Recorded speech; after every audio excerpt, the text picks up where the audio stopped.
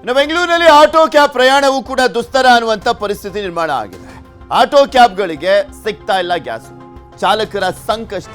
CNG ದರ 1 ಕೆಜಿಗೆ ಈಗ 90 ರೂಪಾಯಿ ಆಗಿದೆ. ಸಿಎನ್ಜಿ ದರ ಬೇರೆ ಜಾಸ್ತಿ ಆಗಿದೆ. ಇನ್ನ ಗ್ಯಾಸ್ ಬಂಕ್ಗಳಲ್ಲೂ ಕೂಡ ಗ್ಯಾಸ್ ಅನ್ನ ಹಾಕ್ಲಕ್ ಆಗ್ತಾ ಇಲ್ಲ. ಒಂದೆಡೆ ಗ್ಯಾಸ್ ಸಿಗ್ತಾ ಇಲ್ಲ, ಸಿಕ್ಕಿದ್ರು ಕೂಡ ಬೆಲೆ ಜಾಸ್ತಿ ಆಗೋದು. ಆಟೋ ಓಡಿಸಿದ್ರು ಕ್ಯಾಬ್ ಓಡಿಸಿದ್ರು ಕೂಡ ಸಿಗ್ಬೇಕಾಗಿದ್ದಂಥ ಹಣ ಅದು ಸಿಗ್ತಾ ಇಲ್ಲ. ಅಂದರೆ ಅವ್ರಿಗೆ ಖರ್ಚೆ ಜಾಸ್ತಿ ಆಗ್ತಾ ಇದೆ. ಸಿಗುವಂಥ ಲಾಭಕ್ಕಿಂತ ಖರ್ಚು ಜಾಸ್ತಿ ಆಗ್ತಾ ಇದೆ. ಆಟೋ ಕ್ಯಾಬ್ ನಂಬಿರುವಂಥ ಚಾಲಕರಿಗೂ ಕೂಡ ಸಂಕಷ್ಟ ಎದುರಾಗಿದೆ. ಎಲ್ಲವೂ ಕೂಡ ಚೈನ್ ಲಿಂಕ್. ಪೆಟ್ರೋಲು ಡೀಸೆಲ್ಲು ಅದರಲ್ಲಿ ಅಭಾವ ಆದರೆ ಅಥವಾ ಗ್ಯಾಸ್ನಲ್ಲಿ ಅಭಾವ ಆದರೆ ಇದೆಲ್ಲ ಹೇಗೆ ಹೊಡ್ತಾ ಬೀಳುತ್ತೆ ನೋಡಿ. ಅಥವಾ ಅಡುಗೆ ಎಣ್ಣೆ ರೇಟು ಕೂಡ ಜಾಸ್ತಿ ಆಗಿದೆ. ಅದೆಲ್ಲ ಒಂದಕ್ಕೊಂದು ಚೈನ್ ಲಿಂಕ್. ಎಲ್ಲ ರೇಟ್ಗಳು ಕೂಡ ಜಾಸ್ತಿ ಆಗ್ತಾ ಹೋಗುತ್ತೆ.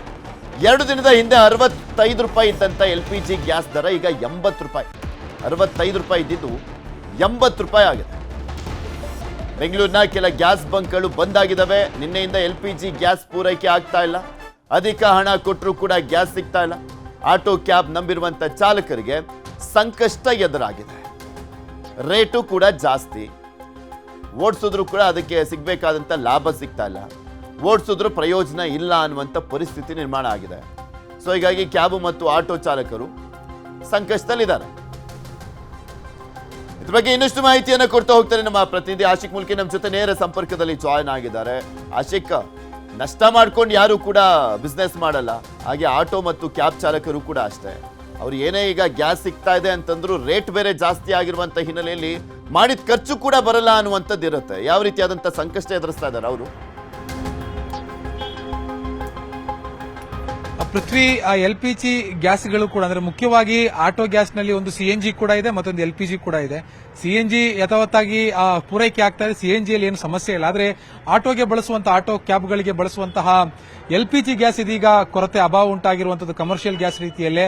ಹೀಗಾಗಿ ನಗರದ ಹಲವು ಗ್ಯಾಸ್ ಬಂಕ್ಗಳು ಕೂಡ ಬಂದ್ ಆಗಿದೆ. ಸದ್ಯಕ್ಕೆ ನಾನು ಶೇಷಾದ್ರಿಪುರ ಮುಖ್ಯ ರಸ್ತೆಯಲ್ಲಿರುವಂತಹ ಟ್ರೂ ಗ್ಯಾಸ್ ಬಂಕ್ ನಲ್ಲಿ ಇದ್ದೀನಿ. ಇಲ್ಲೂ ಕೂಡ ಸ್ಟಾಕ್ ಇಲ್ದಿರುವಂತಹ ಕಾರಣಕ್ಕಾಗಿ ನಿನ್ನ ಸಂಜೆಯಿಂದನೂ ಕೂಡ ಈ ಒಂದು ಗ್ಯಾಸ್ ಬಂಕ್ ಅನ್ನ ಬಂದ್ ಮಾಡಲಾಗಿದೆ. ಹೀಗಾಗಿ ಹೊರಗಡೆ ಸಾಕಷ್ಟು ಆಟೋಗಳು ಕೂಡ ಕಾಯ್ತಾ ಇರುವಂತಹ ದೃಶ್ಯಗಳನ್ನು ಕೂಡ ನಾವು ನೋಡ್ತಾ ಹೋಗಬಹುದು. ಸೊ ಹೇಗಿದೆ ವಾತಾವರಣ ಅನ್ನುವಂಥದ್ರ ಬಗ್ಗೆ ಈ ಒಂದು ಗ್ಯಾಸ್ ಬಂಕ್ ನ ಮ್ಯಾನೇಜರ್ ಬಾಬು ಜಮ್ ಜೊತೆಗಿದ್ರೆ ಅವ್ರನ್ನ ಮಾತಾಡ್ಸೋಣ. ಬಾಬು ಸರ್, ಯಾವ ತರ ಸ್ಟಾಕ್ ಸಿಗ್ತಾ ಇಲ್ವಾ? ದರ ಬೇರೆ ಜಾಸ್ತಿ ಆಗ್ತಾ ಇದೆ ಸರ್. ಹೌದು ಸರ್. ಈಗ ನಾವು ತರ್ಸ್ಕೊಳ್ಳೋಣ ಅಂದ್ರೆ ಅಲ್ಲಿ ರೇಟ್ ಜಾಸ್ತಿ ಹೇಳ್ತಾರೆ. ಆ ರೇಟ್ ಕೊಟ್ಟು ನಾವು ತರ್ಸ್ಕೊಂಡು ಇಲ್ಲಿ ಮಾರೋದಕ್ಕೆ ಆಗ್ತಾ ಇಲ್ಲ. ಹಂಗಾಗಿ ನಾವು ಸ್ವಲ್ಪ ಸಪ್ಲೈನ ಸ್ಟಾಪ್ ಮಾಡಿಸಿದ್ದೀವಿ, ತರ್ತಾ ಇಲ್ಲ ಸರ್. ಬಹಳ ಕಷ್ಟ ಆಗ್ತಿದೆ. ಬಹಳ ಕಷ್ಟ ಏನು ಸರ್. ಆಟೋದವ್ರ ಕತೆ ಜೀವನ ಚಿತ್ರಣ ಆಗ್ತಾ ಇದೆ ಸರ್.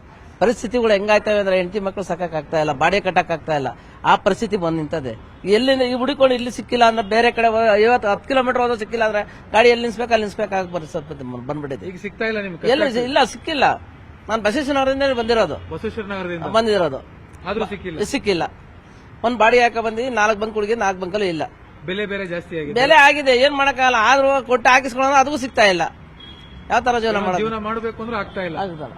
ಬೆಲೆ ಜಾಸ್ತಿ ಆಗಿದೆ, ನೀವು ಮಾಡಿದೀರಿ ಅಂತ ಆಟೋದವರು ಆರೋಪ. ಸರ್, ನಾವು ಮಾಡಿದಿಲ್ಲ. ಇಲ್ಲ, ನಾವು ಮಾಡಿದಿಲ್ಲ. ಅವ್ರಿಗೆ ಕೇಳಿ ಬೇಕಾದ್ರು, ಅವ್ರಿಗೂ ಗೊತ್ತಿದೆ. ವಾಸ್ತವ ಏನು ಅಂತ ಅವ್ರು ಹೇಳ್ತಿದ್ದಾರೆ. ನೀವು ಮಾಡಿದ ವಾಸ್ತವ ಏನು ಅಂತ? ವಾಸ್ತವ ಏನಂದ್ರೆ ಈಗ ಬಂದು ನಾವು ಬೇರೆ ಕಡೆಯಿಂದ ಪರ್ಚೇಸ್ ಮಾಡ್ಬೇಕಂದ್ರೆ ಅವ್ರು ಬೆಲೆ ಅಧಿಕ ಮಾಡಿದಾಗ ನಾವು ಇಲ್ಲಿ ಜಾಸ್ತಿ ಮಾಡ್ಲೇಬೇಕಾಗತ್ತೆ. ಅನಿವಾರ್ಯ. ಅದೇನು ಮಾಡಕ್ಕಾಗಲ್ಲ. ಇಲ್ಲ ಅಂದ್ರೆ ಈ ತರ ನಾವು ಮುಚ್ಕೊಬೇಕು. ಈಗ ನಾವು ಮುಚ್ಕೊಂಡ್ರು ನಾವು ಕೆಲಸಗಾರರಿಗೆಲ್ಲ ಸಂಬಳ ಕೊಡಬೇಕು, ಅವ್ರದ್ದು ಜೀವನ ನಡಿಬೇಕು. ಇದು ಒಂಥರ ಚೈನ್ ಲಿಂಕ್ ಇದ್ದಂಗೆ.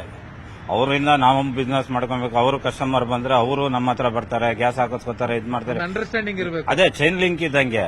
ಈಗ ಅವ್ರಿಗೂ ಸ್ಟಾಪ್ ಆದಾಗ ನಾವು ಸ್ಟಾಪ್ ಮಾಡಿದ್ರೆ ಅವ್ರಿಗೂ ಸ್ಟಾಪ್ ಆಗುತ್ತೆ ಆಟೋಮೆಟಿಕ್ಲಿ. ಏನ್ ಮಾಡೋದು? ಏನು ಮಾಡಕ್ಕಾಗಲ್ಲ. ಎಷ್ಟಿತ್ತು ಸರ್ ರೇಟ್? ಎಷ್ಟಿತ್ತು 2-3 ದಿನ ಹಿಂದೆ? ಈಗ ಎಷ್ಟಾಗಿದೆ ಸರ್?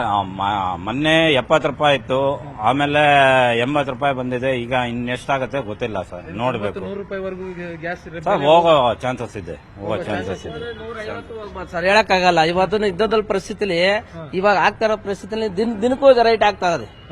ದಿನಕ್ಕೂ ರೈಸ್ ಮಾಡ್ತಾವ್ರೆ.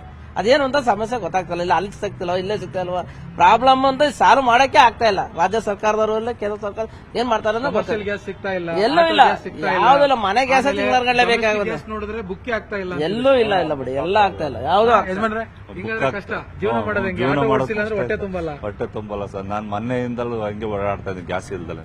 ಓಕೆ. ಅಲ್ಲೆಲ್ಲ ಒಂದ್ ಕಡೆ ಹಾಕಿಸ್ಕೊಂಡೆ ಅಷ್ಟೇ. ಅದು ಎಲ್ಲಿ ಬಾಡಿಗೆ ಒಳ್ಳೆ ಇಲ್ಲ. ಒಂದ್ ಬಾಡಿಗೆ ಹೋದ್ರೆ ಒಂದ್ ಬಾಡಿಗೆ ಖಾಲಿನೇ ಬರಬೇಕು. ಎಲ್ಲಿ ಬಾಡಿಗೆನೇ ಇಲ್ಲ, ಏನ್ ಮಾಡೋದು? ನೈಟು ಆಟೋದಲ್ಲೇ ಮಲಗಿದ್ದೀನಿ ನಾನು. ಇಲ್ಲಿ ಗ್ಯಾಸ್ ಬಾಡಿಗೆ ಇಲ್ದ ಅಲ್ಲ, ಗ್ಯಾಸ್ ಇಲ್ದಲೆ 5 ಗಂಟೆಯಿಂದ ಆಟೋದಲ್ಲೇ ಮಲಗಿದ್ದೀನಿ. ಎಲ್ಲೂ ಗ್ಯಾಸೇ ಇಲ್ಲ ಅಲ್ಲಿ. ಪೃಥ್ವಿ, ಇದಿಷ್ಟು ಆಟೋ ಮತ್ತು ಏನು ಗ್ಯಾಸ್ ಬಂಕ್ ಮ್ಯಾನೇಜರ್ನ ಮಾತು. ಅಂದ್ರೆ ಒಂದ್ ಕಡೆ ಸ್ಟಾಕ್ ಸಿಗ್ತಾ ಇಲ್ಲ, ಸ್ಟಾಕ್ ಸಿಕ್ಕಿದ್ರೂ ಕೂಡ ದುಬಾರಿ ಬೆಲೆ ಆಗ್ತಾ ಇದೆ. ದುಬಾರಿ ಬೆಲೆ ಕೊಟ್ಟು ಹಾಕ್ಸೋಣ ಅಂದ್ರೂ ಕೂಡ ಗ್ಯಾಸ್ ಸಿಗದೇ ಇರುವಂತ ಪರಿಸ್ಥಿತಿಯಲ್ಲಿ ಆಟೋ ಚಾಲಕರು, ಕ್ಯಾಬ್ ಚಾಲಕರು ಇರುವಂತದ್ದು. ಒಟ್ಟಾರೆ ಮಧ್ಯಪ್ರಾಚ್ಯದಲ್ಲಿ ನಡೀತಾ ಇರುವಂತಹ ಯುದ್ಧ ಏನಿದೆ ಅದು ಮತ್ತಷ್ಟು ಭೀಕರ ಸ್ವರೂಪ ಪಡೆದುಕೊಳ್ತಾ ಇರುವಂತದ್ದು. ಇಲ್ಲಿ ನಮ್ಮ ಬೆಂಗಳೂರಿನಲ್ಲೂ ಕೂಡ ಜನಸಾಮಾನ್ಯರ ಮೇಲೆ ವ್ಯತಿರಿಕ್ತ ಆಗಿರುವಂತಹ ಒಂದು ಪರಿಣಾಮವನ್ನ ಬೀರ್ತಾ ಇರುವಂತದ್ದು. ಪೃಥ್ವಿ, ಓಕೆ, ಧನ್ಯವಾದ.